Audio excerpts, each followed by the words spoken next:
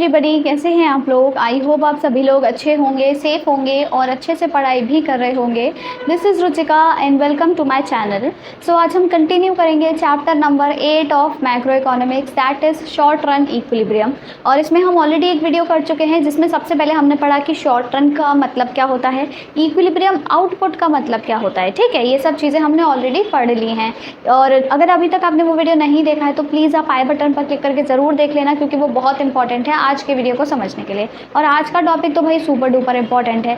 आज के वीडियो में हम पढ़ेंगे, आज का टॉपिक है इक्विलिब्रियम आउटपुट डिटर्मिनेशन, या फिर determination of equilibrium output, equilibrium income, या फिर इक्विलिब्रियम जीडीपी। तीनों में से कुछ भी बोलो, एक ही बात है, ये मैंने बताया था।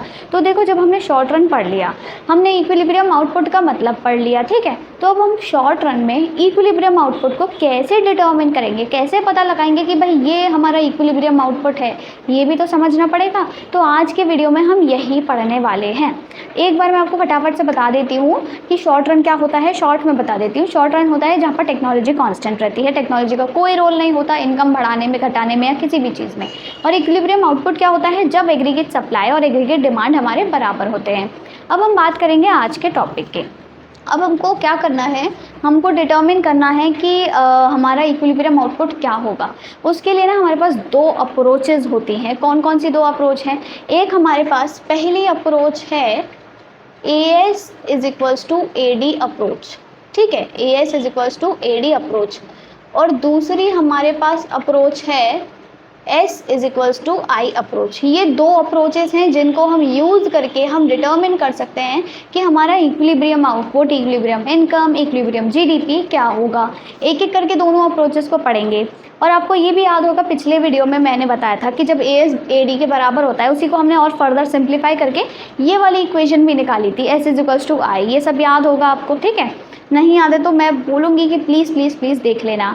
अब इसमें आपने जो अगर 7th चैप्टर भी जिसने पढ़ा है, जिसमें हमने एग्रीगेट सप्लाई और एग्रीगेट डिमांड का कॉन्सेप्ट पढ़ा था, वो भी बहुत इंपॉर्टेंट है। अगर वो भी नहीं पढ़ा है तो प्लीज़ सबसे पहले तो वही देखना जा करके, क्योंकि यहाँ पे क्योंकि हम आज AS AD की अप्रोच यूज़ करेंगे, तो हम AS के बारे में जानेंगे, AD के बारे में जानेंगे और उनका यूज़ करेंगे। तो AS AD के बारे में ऑलरेडी जो हम जान चुके हैं 7th चैप्टर में, वो यहाँ पर बहुत इंपॉर्टेंट हो जाता है। तो पहले आप AS AD के बारे में जान लो, ऑब्वियसली तब आप इसकी अप्रोच की मदद से अपना इक्विलिब्रियम आउटपुट निकाल पाओगे, तो वो भी देख लेना, ठीक है।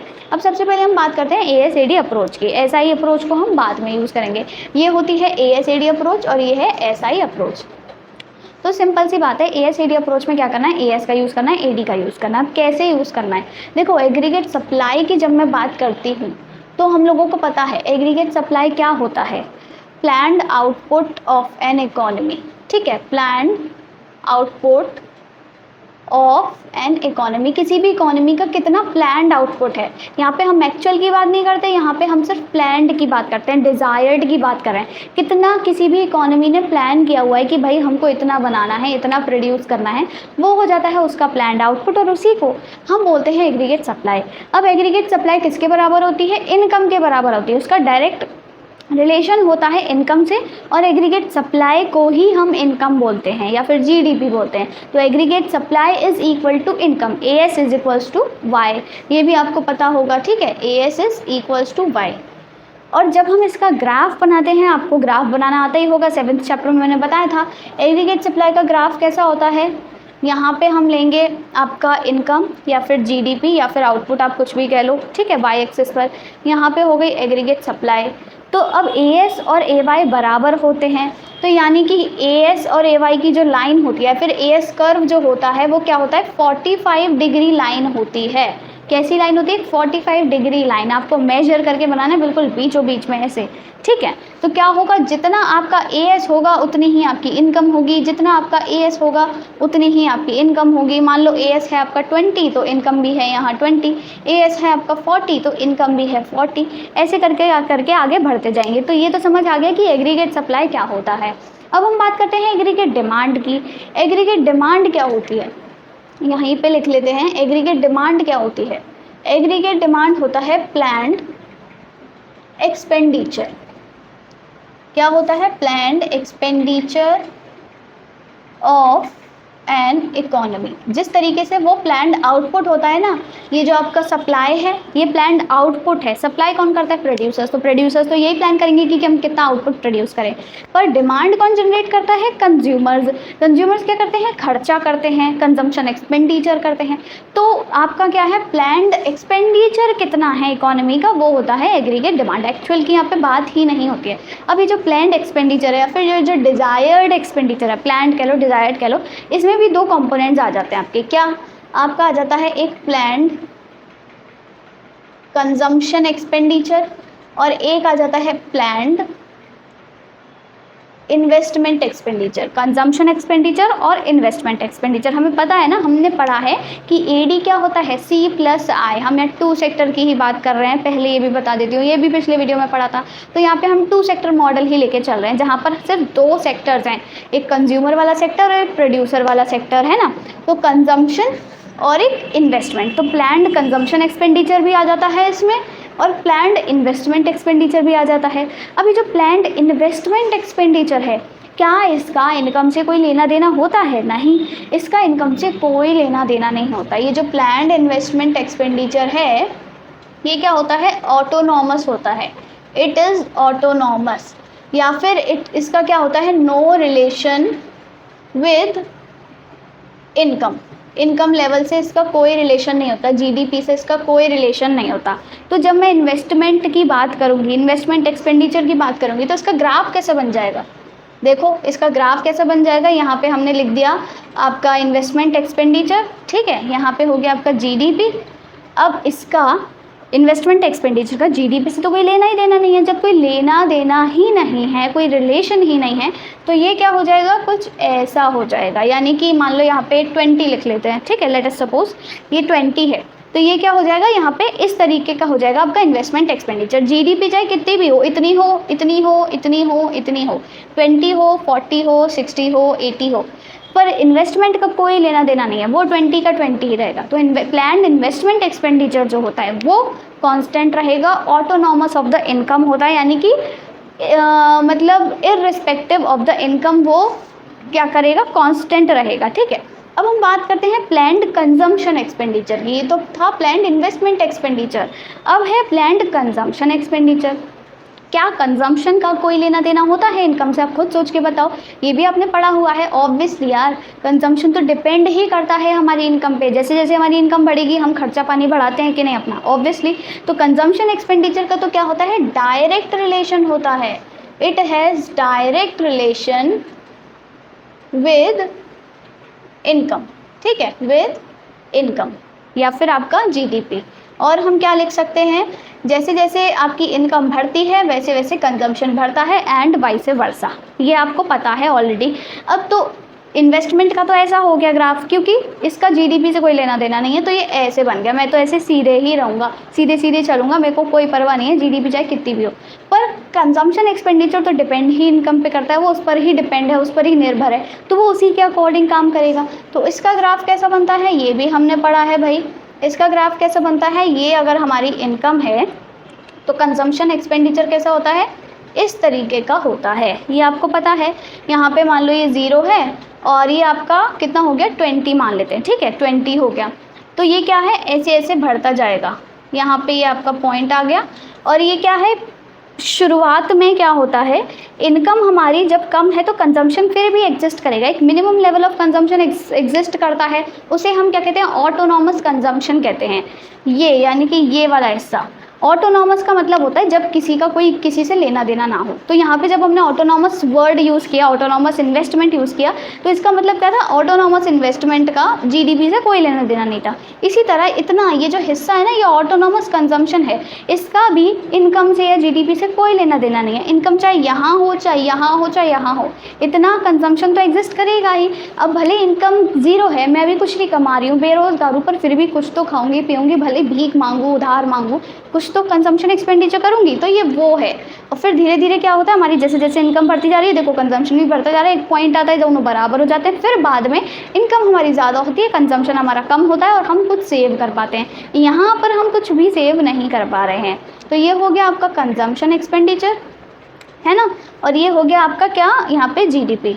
तो ये आपके 3 ग्राफ्स हो गए। देखो तीनों समझ लिए आपने, एग्रीगेट सप्लाई क्या होता है, और आपका क्या कहते हैं ये इन्वेस्टमेंट एक्सपेंडिचर का ग्राफ हो गया, ये आपका कंजम्पशन एक्सपेंडिचर का हो गया। फटाफट से एक बार इसका स्क्रीनशॉट ले लो। अब हम क्या करेंगे, हमने ये जो एग्रीगेट सप्लाई का तो बन गया कर्व, हमें क्या करना है, एएस एडी दोनों के कर्व्स चाहिए। तो एग्रीगेट सप्लाई का तो एक कर्व बनाया है, पर एग्रीगेट डिमांड जो है उसके अंदर 2 कंपोनेंट्स हैं, इन्वेस्टमेंट और कंजम्पशन का। तो इन्वेस्टमेंट का अलग कर्व है, कंजम्पशन का अलग कर्व है, तो इन दोनों को मिला करके हमको एक कर्व बनाना पड़ेगा एग्रीगेट डिमांड का।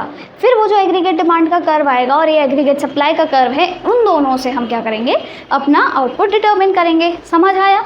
तो अब मैं इसको रब कर दे रही हूँ इन दोनों चीज़ों को, क्योंकि मैंने इसीलिए आपको स्क्रीनशॉट दिलवाया जिससे कि आपको याद रहे। अगर आपने नोट कर लिया तो अच्छी बात है, ठीक है।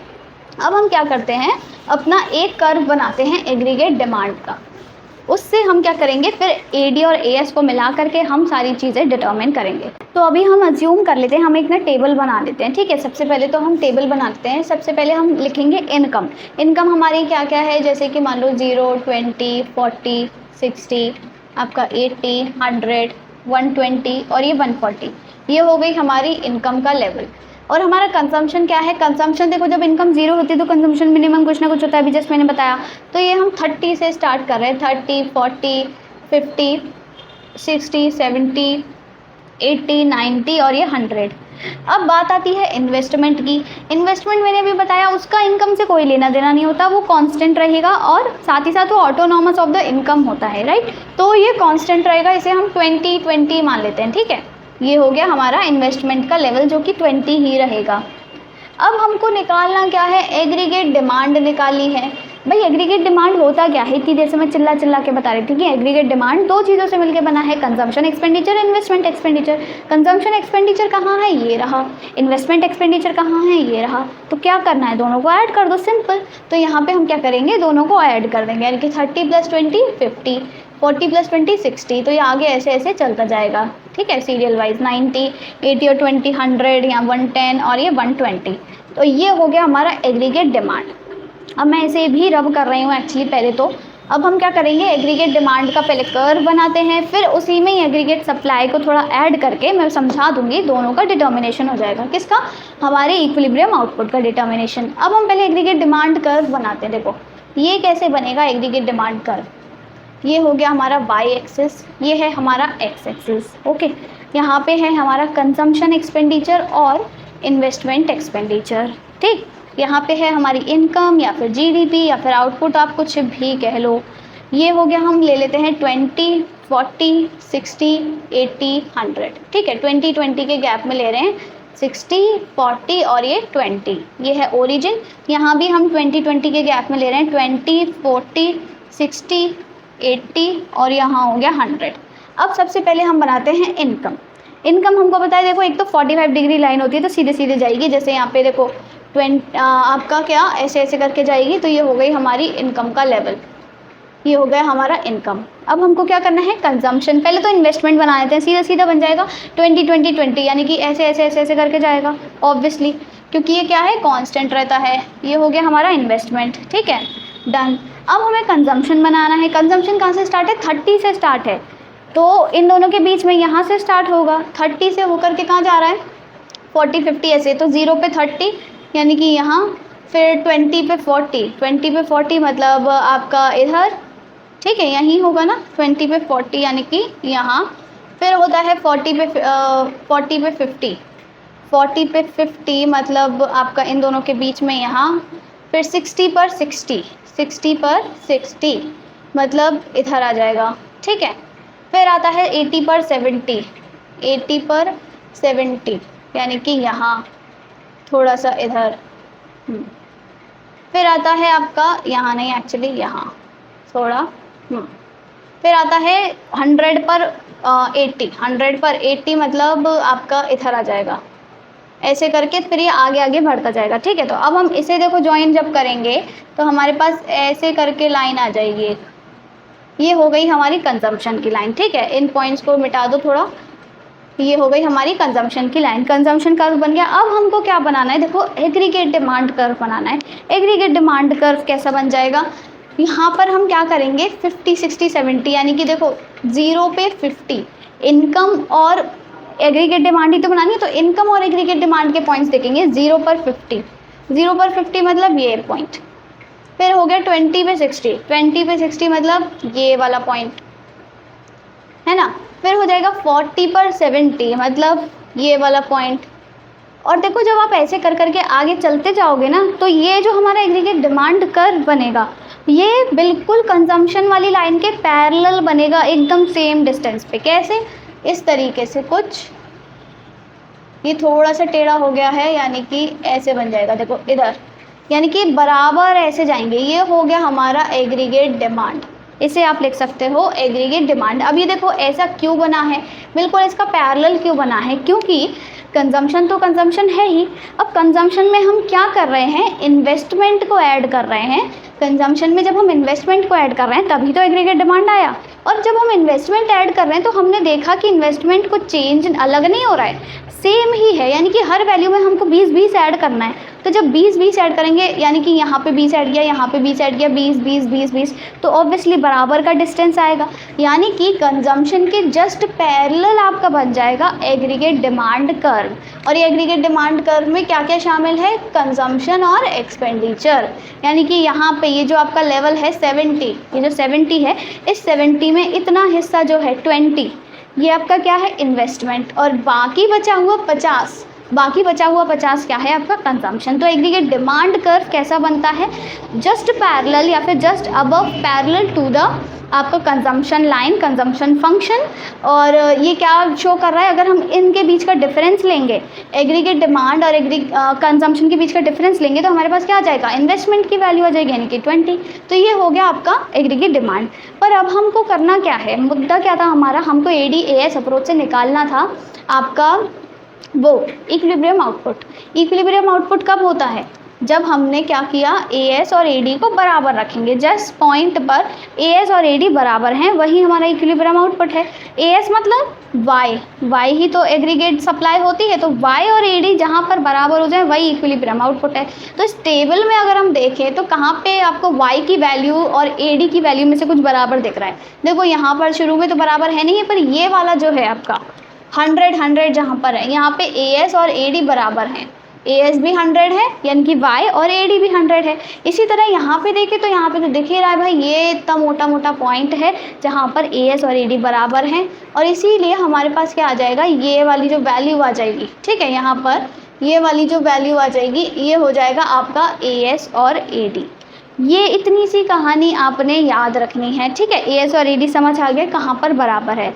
और इसी तरीके से हम क्या करेंगे, इक्विलिब्रियम आउटपुट को डिटर्मिन करेंगे। यहाँ पर क्या है आपका, ये जो हिस्सा है ये है आपका इनकम, ये हिस्सा है आपका आपका जो एग्रीगेट सप्लाई, ये सब चीज़ें शो कर रहा है। 45 डिग्री लाइन क्या है, इनकम है। अब मैं इसको ना फटाफट थोड़ा साफ़ सुथरा बना देती हूँ। एक्चुअली है क्या कि यहाँ पर हम इसको रब कर देते हैं और साफ़ सुथरा थोड़ा अच्छा सा बना लेते हैं कि दिखेगा कैसा हमारा ग्राफ, जो एक्चुअल ग्राफ है हमारा वो दिखेगा कैसा जब हम डिटर्मिन करेंगे। तो हमारा ग्राफ देखो कुछ इस तरीके का दिखेगा। ये हो गया हमारे पास ग्राफ, ठीक है, ये है कंजम्पशन एक्सपेंडिचर, इन्वेस्टमेंट एक्सपेंडिचर। यहाँ पे होगी हमारी 45 डिग्री लाइन, यानी कि जैसे हम Y या फिर AS बोलेंगे, और ये यहाँ होगा हमारा Y GDP, ठीक है, या फिर आउटपुट कुछ भी कह लो। और इधर यहाँ से तो देखो मान लो कंजम्पशन एक्सपेंडिचर स्टार्ट है, तो उससे जस्ट ऊपर था ना थोड़ा सा, तो कुछ इस तरीके का होगा हमारा एग्रीगेट डिमांड कर्व। और ये वाला पॉइंट जहाँ पर दोनों बराबर हैं, एग्रीगेट डिमांड एग्रीगेट सप्लाई, ये होगा हमारा इक्विलिब्रियम आउटपुट। या मान लो ये OA है और ये OB है, तो A हो गई, OA हमारी हो गई एग्रीगेट आपकी डिमांड, OB हो गई एग्रीगेट सप्लाई। दोनों जब बराबर हैं तो क्या हो जाएगा, हमारा इक्विलिब्रियम आउटपुट हमें मिल जाएगा इस वाले पॉइंट पर, ठीक है। कौन सा पॉइंट है ये पॉइंट है E।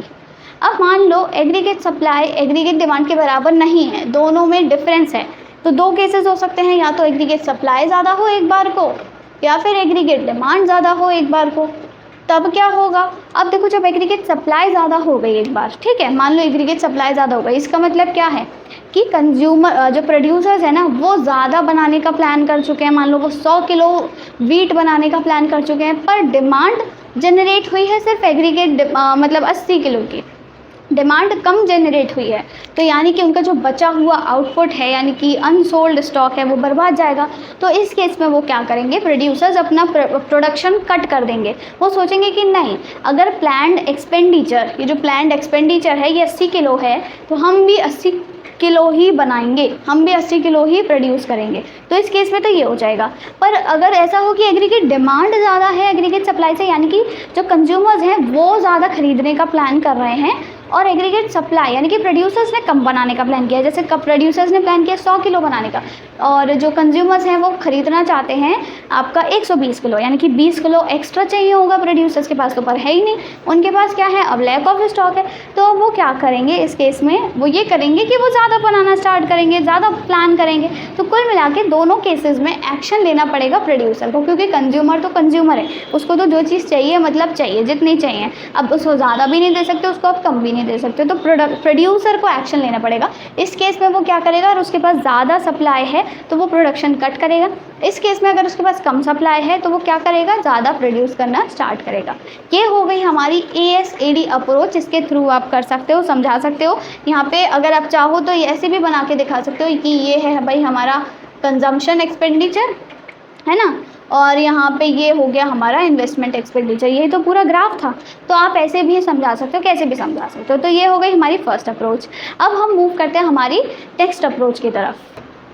अब हम बात करेंगे SI अप्रोच की। SI अप्रोच क्या होता है, सिंपली देखो, इसमें क्या है, हम सेविंग्स और इन्वेस्टमेंट का यूज़ करेंगे और हमारा इक्विलिब्रियम आउटपुट कहाँ पर होगा, जब सेविंग इन्वेस्टमेंट के बराबर होगी। पिछले वाले में क्या था, तब आएगा इक्विलिब्रियम आउटपुट जब एग्रीगेट डिमांड एग्रीगेट सप्लाई के बराबर होगी, पर यहाँ S और I बराबर होने चाहिए। अब हम एक एक करके समझते हैं। सबसे पहले S क्या है, हमारा सेविंग्स। हमको पता है भाई सेविंग्स क्या है, डायरेक्टली डिपेंड करती हैं किस पर, उस हमारी इनकम के लेवल पर, ठीक है। यानी कि इसका क्या होता है, डायरेक्ट रिलेशन होता है, डायरेक्ट रिलेशन विद इनकम। ये तो हमको पता है, ये इनकम से इसका डायरेक्ट रिलेशन होता है। और ये नेगेटिव भी हो सकते हैं, अगर लोअर लेवल ऑफ इनकम है तो हमारी सेविंग नेगेटिव हो सकती है, ये तो हमको पता ही है। जैसे कि हम क्या करते हैं, जब इनकम बनाते हैं और कंजम्पशन लिखते हैं तो यहाँ पे क्या, ये वाला हिस्सा हमारी नेगेटिव सेविंग्स ही तो शो करता है, तो सेविंग्स नेगेटिव भी हो सकती है। पर जब हम बात करते हैं नेक्स्ट हमारे कंपोनेंट की, दैट इज़ इन्वेस्टमेंट। यहाँ भी इन्वेस्टमेंट है, वहाँ भी इन्वेस्टमेंट था। अब यहाँ पर जो इन्वेस्टमेंट है वो भी उसी की तरह है, पहले वाले की तरह। यहाँ भी इन्वेस्टमेंट क्या रहेगा, ऑटोनॉमस रहेगा, ऑटोनॉमस ऑफ इनकम लेवल, यानी कि इसको इनकम के बढ़ने घटने से कोई फ़र्क नहीं पड़ेगा, ये ऐसे के ऐसे ही रहेगा। तो जैसे पहले हॉरिजॉन्टल टू एक्स एक्सिस था ना, वैसे ही इसमें रहेगा, तो इसमें तो कोई टेंशन ही नहीं है। अब हम क्या करते हैं, इन दोनों का ग्राफ बना लेते हैं, जहाँ पर सेविंग इन्वेस्टमेंट बराबर आ जाएंगे, वही हमारा क्या हो जाएगा, इक्विलिब्रियम, GDP आ जाएगी। ये भी सिंपल है, उस वाले में भी हमें यही करना था कि ASAD का ग्राफ बनाओ। AS का तो ग्राफ बनाया था, AD का हमने डिराइव किया था, कंजम्पशन और इन्वेस्टमेंट का दोनों का मिला करके, फिर AS और AD का साथ में बनाया तो हमको पता चल गया। ऐसे ही हम सेविंग और इन्वेस्टमेंट का साथ में बनाएंगे ग्राफ, तो हमको पता चल जाएगा। अब हम क्या करते हैं, यहाँ पे हम दोबारा से वही टेबल बना लेते हैं, पहले वाली, ठीक है। इसे मैं रब कर देती हूँ। हम क्या करेंगे, पहले वाली ही टेबल बना लेते हैं। यहाँ पर ये क्या था आपका, यहाँ पे इनकम है, देखो इनकम यानी कि कितनी थी, 0, 20, 40, 60, 80, 100, 120 और ये 140, ये हो गई आपकी इनकम। हमारे पास क्या है, कंजम्पशन। कंजम्पशन हमेशा पहले शुरू 0 नहीं होता, मतलब ठीक है, इनकम से ज़्यादा होता है। तो ये ले लेते हैं 30, 40, 50, 60, 70, 80, 90 और ये 100। अब हमारे पास आता है इन्वेस्टमेंट। इन्वेस्टमेंट मैंने क्या बताया, ऑटोनॉमस रहेगा, चेंज नहीं होगा, यानी कि यहाँ पर भी हम इसे 20 ही ले लेते हैं, ठीक है। ये हो गया 20 और ये 20। अब हमको क्या करना है, हमें निकालनी है सेविंग्स। सेविंग्स हमको पता है, सेविंग्स क्या होती हैं, जो हम कंजम्पशन एक्सपेंडिचर कर रहे हैं हमारी इनकम में से। 100 रुपये मेरी इनकम है, अगर मैं 80 रुपये कंजम्पशन एक्सपेंडिचर कर रही हूँ तो क्या हुआ, 20 रुपये तो सेव किया, यानी कि इनकम में से कंजम्पशन एक्सपेंडिचर हटा दो, राइट। तो इनकम में से कंजम्पशन एक्सपेंडिचर हटाना है, यानी कि इन में से, इस वाली वैल्यूज़ में से ये वाली वैल्यूज़ माइनस करनी है, सिंपल। तो 0 में से 30 माइनस किया तो -30 हुआ, 20 में से 40 माइनस किया -20, यहाँ पे क्या हुआ -10, यहाँ पे क्या हुआ 0, यहाँ पे हुआ 10, फिर 20, फिर आपका 30, फिर 40। और ये हमने पढ़ाई था भाई, सेविंग नेगेटिव हो सकती हैं, शुरुआत में सेविंग नेगेटिव होती हैं और बाद में वो सेविंग इनकम के बराबर हो जाती है, सॉरी कंजम्पशन जब इनकम के बराबर हो जाता है तो सेविंग क्या होती है हाँ, सेविंग ज़ीरो हो जाती है और बाद में सेविंग बढ़ने लगती है। अब हम क्या करेंगे, हम बनाते हैं इसका ग्राफ। ये हो गई हमारी वाई एक्सिस और ये हो गई हमारी एक्स एक्सिस, ठीक है। अब हम बात करते हैं क्या कहते हैं, सबसे पहले हम पॉइंट्स प्लॉट कर लेते हैं। तो ये हो गया हमारा 20, 40, 60, 80, 100, ये 80, 60, 40 और ये 20। इसी तरह यहाँ पे 20, 40, 60, 80, 100 हो गया। ये हो गया 20, 40, 60, 80, 100। हमको अब दिख रहा है कि सेविंग्स नेगेटिव में है, तो भाई हम नीचे भी चले जाते हैं थोड़ा सा। ये हो गया 20 और ये 40, -40 -20, ठीक है, डन। अब हम पहले सबसे पहले इन्वेस्टमेंट बनाते हैं। इन्वेस्टमेंट देखो कांस्टेंट रहेगा, 20 है तो यानी कि ऐसे बन जाएगा। तो ये तो हो गया हमारा भाई इन्वेस्टमेंट। अब हम बनाते हैं सेविंग्स। सेविंग्स बनाएंगे तो क्या होगा, 0 पर -30 यानी कि यहाँ आ जाएगा इन दोनों के बीच, 20 पर -20 यानी कि यहाँ आ जाएगा। फिर होता है 40 पर -10 यानी कि 40 पर -10 मतलब इन दोनों के बीच में आ जाएगा, 40 पर -10, हाँ यहाँ आ जाएगा। फिर हो जाएगा आपका, इधर लिख लेते हैं ये 40 पर -10। फिर आ जाएगा 60 पर 100 यानी कि इधर आ जाएगा। फिर 80 पर 10, 80 पर 10 मतलब इन दोनों के बीच में। फिर होगा 100 पे 20, 100 पे 20 मतलब यहाँ आ जाएगा, इसे भी हटा देते हैं। और फिर होगा 120 पे 30, आगे 120 होगा, 30 मतलब ऊपर की तरफ जाएगा ऐसे। तो ये हमारा क्या हो जाएगा, सेविंग की लाइन हो जाएगी। देखो हमारी कैसे जाएगी, अब ये सेविंग्स की लाइन यहाँ से होते हुए ऐसे जाएगी, यानी कि इधर क्रॉस करेगी ऐसे करके, थोड़ा इधर,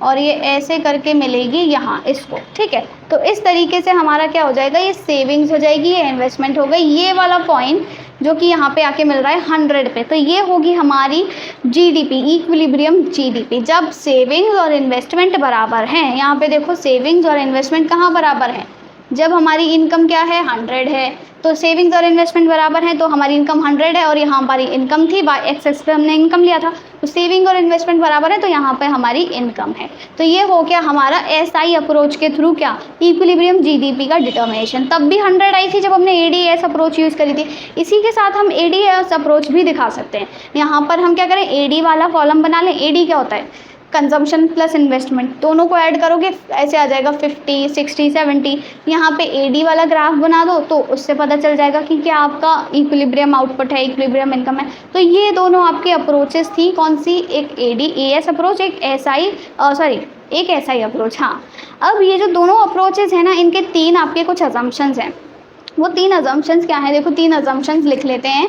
सबसे पहला अजम्पशन है कि ये सब आपका 2 सेक्टर मॉडल में हो रहा है। आपकी जो इकोनॉमी है ना, वो 2 सेक्टर इकोनॉमी है, यानी कि आपके पास सिर्फ कंजम्पशन है और इन्वेस्टमेंट है, आपके पास जी नहीं है, यानी कि गवर्नमेंट सेक्टर का कोई रोल नहीं है, और आपके पास एक्सपोर्ट इम्पोर्ट भी नहीं कर रहे हो, यानी कि आप रेस्ट ऑफ द वर्ल्ड से कुछ लेन देन नहीं कर रहे हो। आपके पास बस कंजम्पशन से मतलब हाउस होल्ड सेक्टर है और प्रोड्यूसर वाला सेक्टर है। तो आपकी 2 सेक्टर इकोनॉमी है, और इसीलिए हमने एडी के जो 2 कंपोनेंट्स लिए वो सी और आई लिए हैं, हमने जी नहीं लिया, हमने एक्स माइनस एम नहीं लिया, राइट। दूसरा आपका अजम्पशन आता है कि ये सब चीज़ें शॉर्ट रन के लिए हैं। कीन्स ने ये जो बताया है ये शॉर्ट रन के लिए बताया, और हमने शुरुआत में पढ़ लिया, चैप्टर का नाम है शॉर्ट रन इक्विलिब्रियम आउटपुट, तो हम यहाँ सिर्फ शॉर्ट रन की बात कर रहे हैं। तो लॉन्ग रन में ये सब चीज़ें पॉसिबल नहीं हैं। तीसरा हमारे पास क्या हो गया कि आपका जो एएस कर्व है, एएस इज़ परफेक्टली इलास्टिक।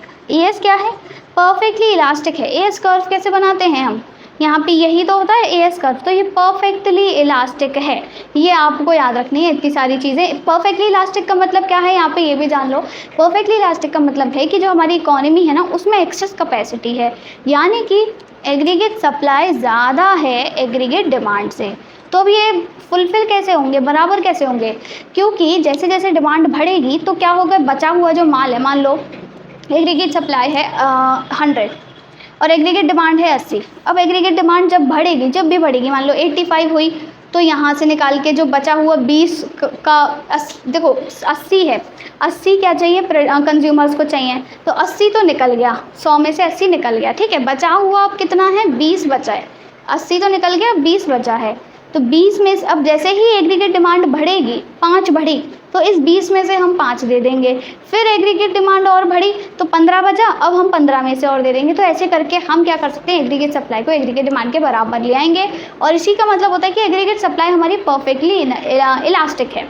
तो ये 3 अजम्पशंस हैं, 2 सेक्टर मॉडल है हमारा, शॉर्ट रन है और एएस परफेक्टली इलास्टिक है। ये 3 अजम्पशंस याद रखने हैं, एसआई अप्रोच और एडीएस अप्रोच। इन दोनों अप्रोचेस के थ्रू हमने डिटर्मिन किया क्या हमारा इक्विलिब्रियम जीडीपी आउटपुट या फिर इनकम। और इसी के साथ आपका आज का टॉपिक खत्म होता है। सो येस, अगर अभी तक आपको मतलब समझ में आ गई है सारी चीज़ें, आपको वीडियो अच्छा लगा है तो do give it a like and do not forget to subscribe to my channel. Thank you.